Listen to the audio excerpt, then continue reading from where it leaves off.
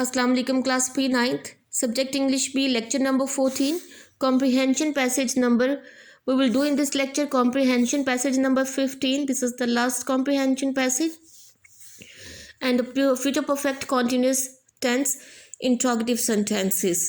Look at here the technique of interrogative sentences. As you know, in all the interrogative sentences, first of all we use a helping verb at the beginning of a sentence.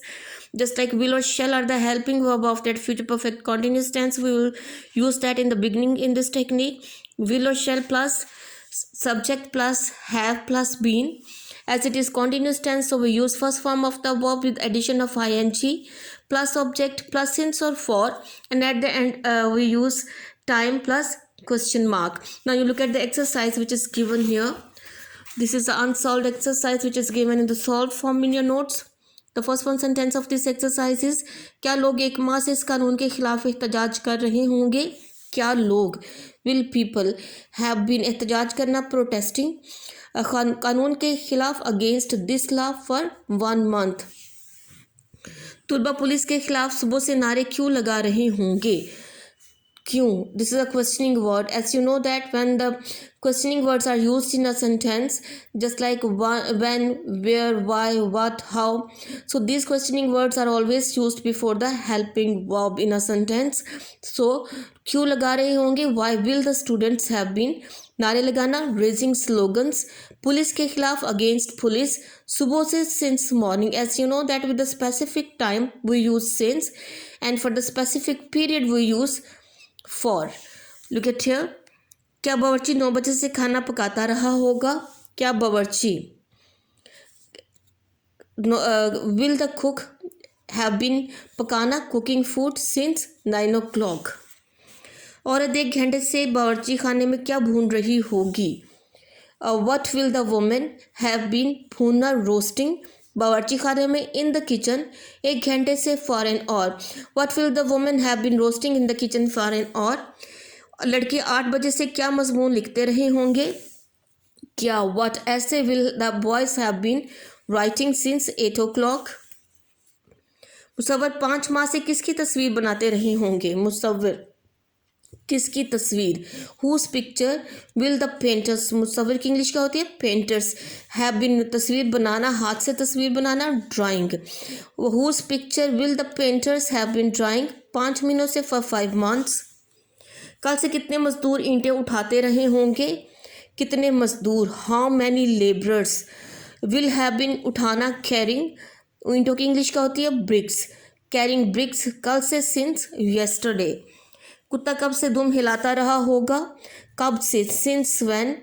Since how long will the dog have been हिलाना, wagging wagging its tail. दुम की क्या English होती है. Tail. Since how long will the dog have been wagging his its tail. क्या शहद की मक्खियाँ 15 मिनट से काटती रही होंगी. क्या विल शहद की मक्खियाँ हनी बीज विल हैव बीन काटना, बाइटिंग फॉर 15 मिनट्स. क्या माली सुबह से क्यारियों से घास काट रहा होगा. क्या माली will the gardener have been काटना, कटिंग द ग्रास. क्यारियों से फ्रॉम द फ्लावर बेड्स. क्यारियों की इंग्लिश क्या होती है. Flower beds. सुबह से since morning will the gardener have been cutting the grass from the flower bed since morning. क्या ये आदमी 2 साल से ख्वामख्वाह तनख्वाह वसूल करता रहा होगा. क्या ये आदमी will this man have been वसूल करना, रिसीविंग तनख्वाह द सैलरी फॉर 2 years 2 साल से, ख्वामख्वाह फॉर नथिंग. बादशाह 4 दिन से शहर की गलियों में क्यों घूमता रहा होगा. क्यों. Why will the king have been घूमना बगैर मकसद के, रोमिंग अबाउट गलियों में, the streets of the city शहर की, फॉर 4 days 4 दिनों से. Why will the king have been roaming about the streets of the city for 4 days. क्या गवर्नर रात से अवाम में घुल मिल जाता रहा होगा. Will the governor have been घुलना मिलना, मिंगलिंग हिमसेल्फ अवाम में, among the people common people. अवाम की इंग्लिश क्या होती है. Common people. Since night. क्या आलम एक आलम आदमी 1 साल से इस किताब का तर्जुमा करता रहा होगा. क्या आलम आदमी को क्या कहते हैं. Scholar. Will the scholar have been तर्जुमा करना, translating this book for 1 year. क्या बाप अपने बेटे के सर पर 10 मिनट से हाथ फेरता रहा होगा? क्या बाप? Will the father have been pampering, हाथ फेरना, pampering his son's head 10 minute से for 10 minutes. Will the father have been pampering his son's head for 10 minutes. And then use a question mark at the end of every sentence. So total 15 sentences are including in this interrogative sentences in this exercise. So you have to learn and write down on your neat notebook class. Now you look at the comprehension passages which is given over here. This is the last one, comprehension passage, and along with that our third term syllabus of English B is completed. The camel is rightly called the sheep of the desert. ऊंट को कहा जाता है, क्या कहा जाता है? Ship of the desert. Desert के वो सहरा का क्या है? शिप है, बहरी जहाज है. It is the best means, एक बेहतरीन जरिया, ये बेहतरीन ज़राए है ऑफ ट्रांसपोर्ट के, ज़राए नकलो हमल के. इन द डेजर्ट, सहराओं में. कैमल गो स्लो, ऊंट जो है वो आहिस्ता चलते हैं.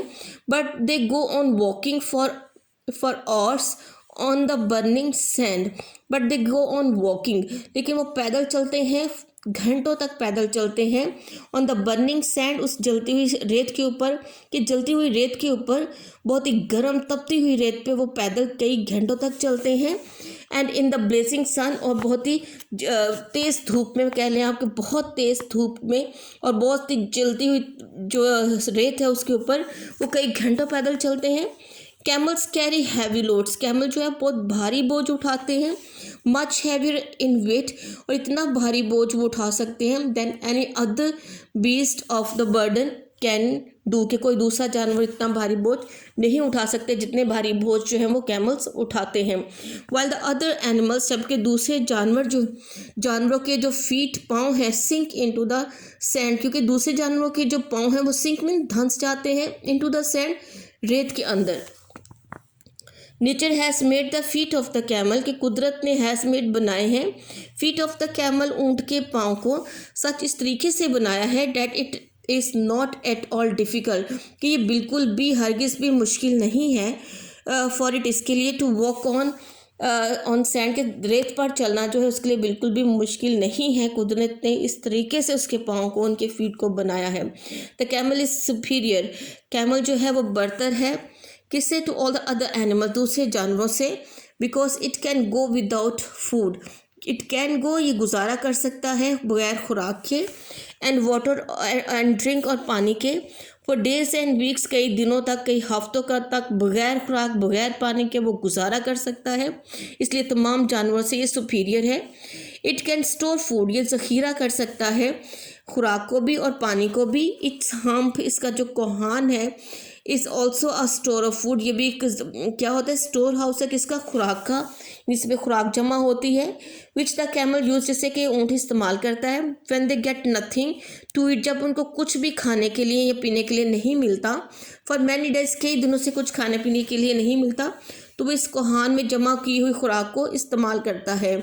इन डेजर्ट, सहराओं में, ओनली बुशेस ग्रो, सिर्फ बुशेस, झाड़ियाँ उगती हैं सहराओं में, इधर उधर, हियर एंड देयर, इधर उधर. And camel can live on this, और जो ऊँट है इस पर गुजारा कर सकते हैं, यानी इन झाड़ियों को खा के वो अपना गुजारा कर सकते हैं. Look at the questions. Why is camel called the sheep of the desert? Number 2 is that for its speed that it is called the sheep of the desert. What difficulty do the other beasts of the burden have to face while walking on the sand? Why does a camel walk easily on the loose sand of the desert? And what special quality makes camels superior to other animals used for transport? How does the camel go without food and water for days and weeks? What does the camel generally live on? So total 7 questions are given here related to that paragraph. You people will read it and find out the answer from within this paragraph, and then you have to write on your neat notebooks. 8th class.